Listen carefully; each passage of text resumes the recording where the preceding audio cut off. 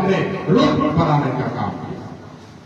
हमने जानता था कि हिंदू भाई बीजेपी को वोट दे देता है, लेकिन हम ये बदनामी नहीं देने के लिए कि ये कोई हमको कहा नहीं सके कि आप हिंदू भाई का गांव में रोड नहीं बनाए।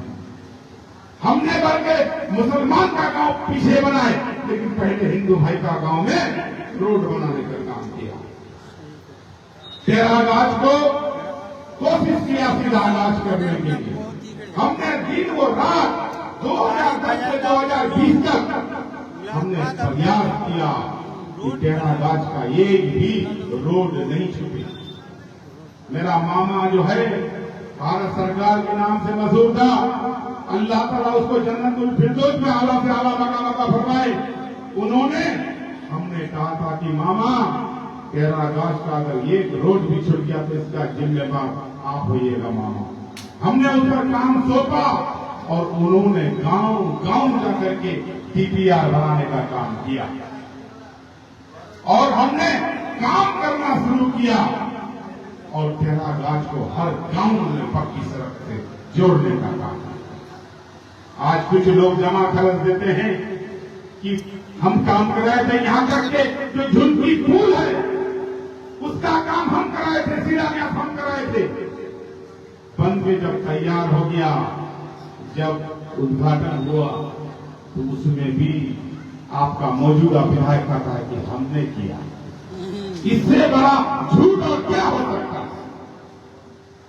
मैं आपको यकीन दिलाने के लिए आया हूं, जहां हमने छोड़ा था तेरागाज को वही रुका होगा और जो भी हुआ है वो मेरा देन है। हमने डीपीआर तैयार किया। आज कहता है कि हमने पावर हाउस देने का काम किया बलुआ जागीर में। आज तो ये बिजली देख रहे हैं, ये मेरा देन है। मैं गर्व से कहना चाहता हूं कि तेरागाज को अगर सीधागाज करने का कोशिश किया है तो उसका नाम तौसीफ आलम। और आज गर्व से मैं गांव में जाके बोलूंगा कि ये रोड में जो जाते हो ये तौसीफ आलम का देन है। तेरागाज वाला ये हमको नहीं उंगली दिखा सकेगा कि आप काम नहीं किए, आप भला काम नहीं किए, दोस्ता काम नहीं किए। हम गर्व से कहते हैं, कोई नहीं हमको पूछ सकेगा, क्योंकि हमने तेरागाज को सीधागाज करने का काम किया। जिस दिन हम ढूंढते थे तेरागाज तो आपका थाना प्रभारी कांपता था, लेकिन इस 5 साल में आप देखे होंगे एमएलए आता है तो पता भी नहीं चलता है कौन एमएलए आया, कौन किया, पता ही नहीं चलता है। हमने दिखाया तेरागाज को कि एमएलए का पावर क्या होता है। पहले तो एमएलए हुआ करता था 2010 से पहले तो आता था किसके यहां, खां साहब के यहां, शाह साहब के यहां, मियां साहब के यहां। किसी आम आदमी के पास एमएलए बैठता भी नहीं था, ना पहचानता था। नए परिस्थिति में जब आपने मुझे 2010 को चुना तो हमने आपको बताया कि लोकतंत्र में जनता मालिक होता है और जनता जिसको बनाता है वही बनता है और जिसको हराता है उसको हट जाना पड़ता है। हमने आपको बताया और आपने देखा कि एमएलए तौसीफ जब तेरागाज घुसता था तो पदाधिकारी जो काम रोक करके रखता था उसी दिन जल्दी जल्दी निकालता था कि कहीं तौसीफ आलम कुछ कर न दे। हम ट्रांसफर पोस्टिंग नहीं कराते थे। जो जनता के हक में काम नहीं करता था उसका हम इलाज कर देते थे। ट्रांसफर पोस्टिंग हम कराएंगे। जो एमएलए वीडियो को सर बोलेगा, जो एमएलए थाना प्रभारी को सर बोलेगा, जो एमएलए अंचल को सर बोलेगा, कभी जनता का भला नहीं हो सकता है। थाना प्रभारी को कहेंगे, थाना प्रभारी फलाना आदमी जा रहा है, इस केस को देखो, जो जेन्युइन है वही करो, अगर दोषी है तो एफआईआर करके भेजो और दोषी नहीं है तो हिम्मत मत करना। तब दरोगा काम करेगा। दरोगा को सर बोलेंगे वो सुनेगा। इस 5 सालों में हजारों निर्दोष आदमी कोर्ट पर दरवाजा खटखटाया, निर्दोष आदमी को फंसाने का काम। आज निवासी बनाने के लिए अगर जाते हैं सीओ के पास, बगैर पैसा का आपका निवासी नहीं बनता। आप चले जाइए रजिस्ट्री करने के लिए, एक जवाला में 30,000 रुपया लेता है रजिस्ट्री करने के लिए, एक वोटेशन रसीद के लिए 3 से 6,000 रुपया लेता है। आपका एमएलए कमजोर है, आपका एमएलए का मुंह में गोली नहीं है। विकास किया है, वो एक बड़ा विकास किया है। वो बड़ा विकास क्या किया है कितना देते हैं, 6 करोड़ लेकर के अपना विकास जरूर किया है। बहादुर विधानसभा का भला नहीं किया। अगर बहादुर विधानसभा का भला करता तो ये एक रोड हम उसके खाते में छोड़े थे, पैरागाज को बहादुरगंज। इस रोड को रिपेयरिंग करना था। 2013 में हम इसका काम कराए थे, 2015 में बन के कंप्लीट हो गया था। 2015 से 20 तक मेंटेनेंस होता है 5 साल के बाद। 5 साल के बाद वो मेंटेनेंस भी नहीं कराने का काम किया। हम पैरागाज और बहादुरगंज में सीमा सुरक्षा का के एक फंड आता है, उसमें हमने डाला था इस रोड को, डबल रोड जो नया रोड बनेगा उसको भी बोलता है कि हमने कराया का भी लोग पता भी नहीं है। इंशाअल्लाह फिर बनाएंगे तो शिलान्यास नहीं करेंगे। इसका मजा नहीं है कि वो शिलान्यास। लोधावाड़ी पुल हमारा खासकर में सामान गिर गया था कि नहीं गिरा था। किसी कारणवश आचार संहिता लग गया, ठेकेदार सामान उठा लिया, टेंडर कैंसिल हो गया, फिर से टेंडर हुआ, अभी काम चल रहा है। उसमें कहता है कि लोधावाड़ी पुल हम बनाए। झूठ का भी कोई सीमा होता है भाई। अरे जनता सब जानता है तुम्हारा एमएलए क्या करता है, सब जानता है जनता। आप 6 करोड़ रुपया लिए, पटना से आया एक एमएलए के यहाँ पैसा, जो कि हाट में पैसा आता है, शाम में जाता है, 6 करोड़ रुपया लाता है।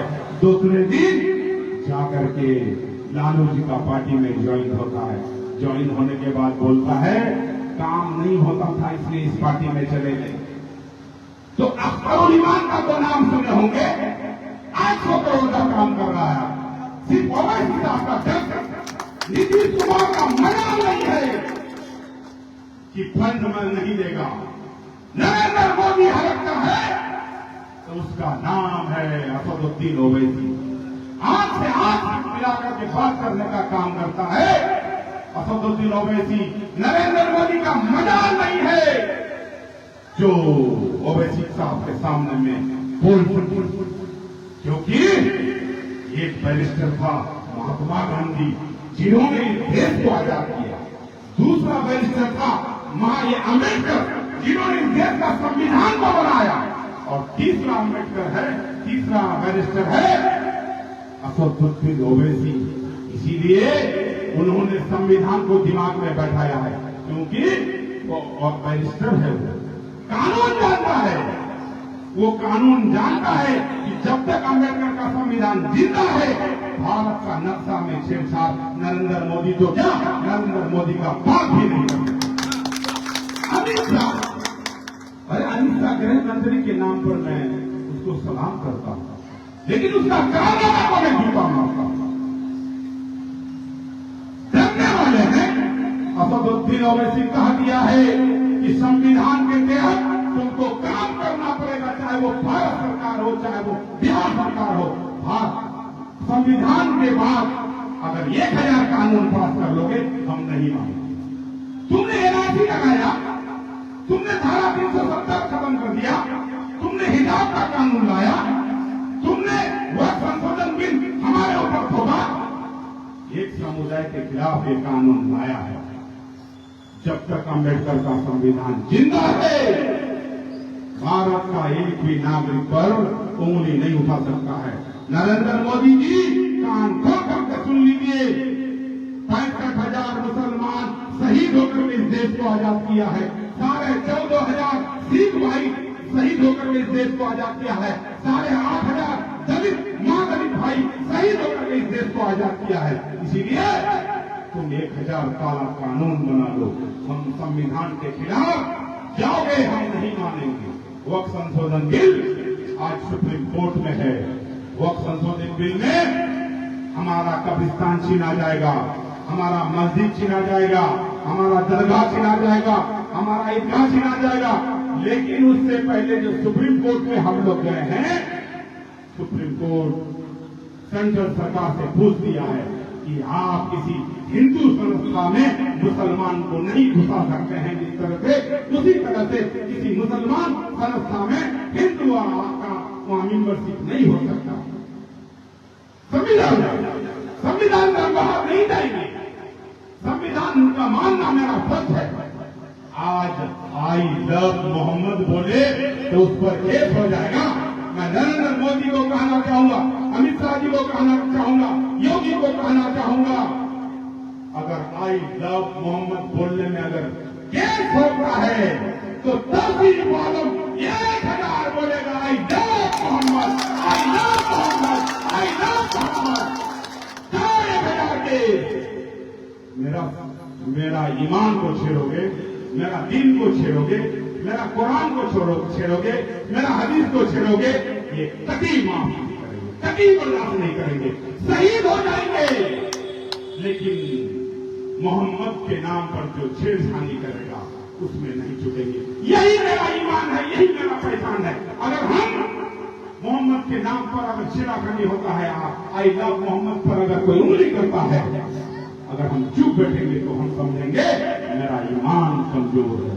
इसलिए मेरा ईमान कमजोर नहीं है।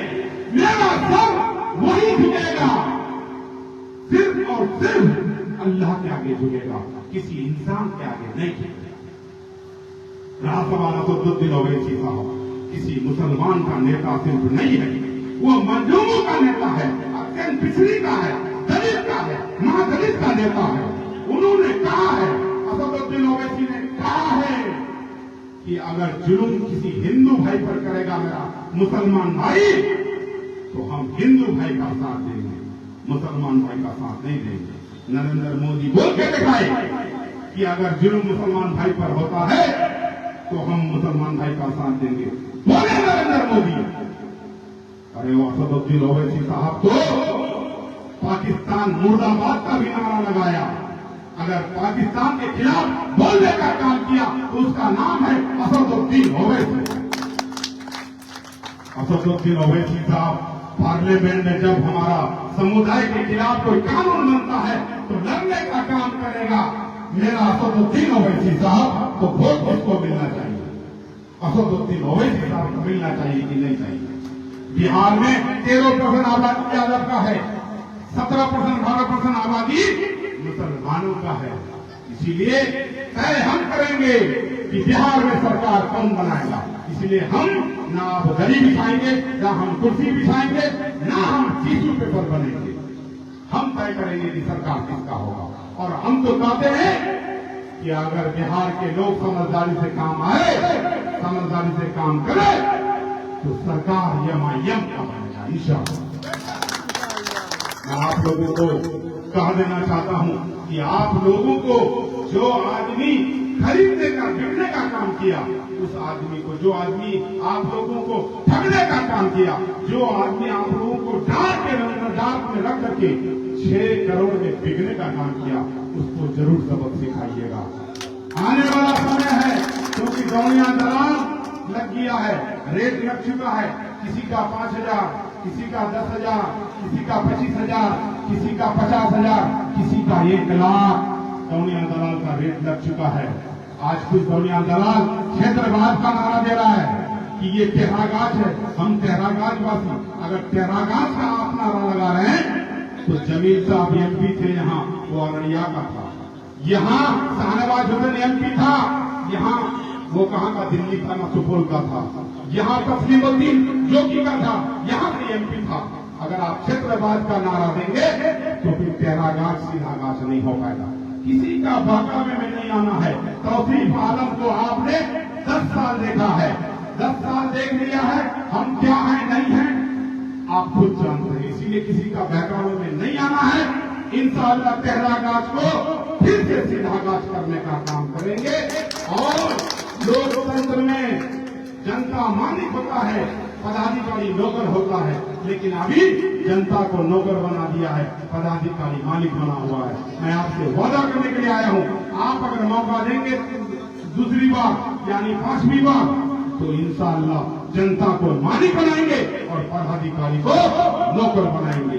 यही कहा करके मैं रोक देता हूँ। अस्सलाम वालेकुम व रहमतुल्लाहि व बरकातहू। हिंदू भाइयों को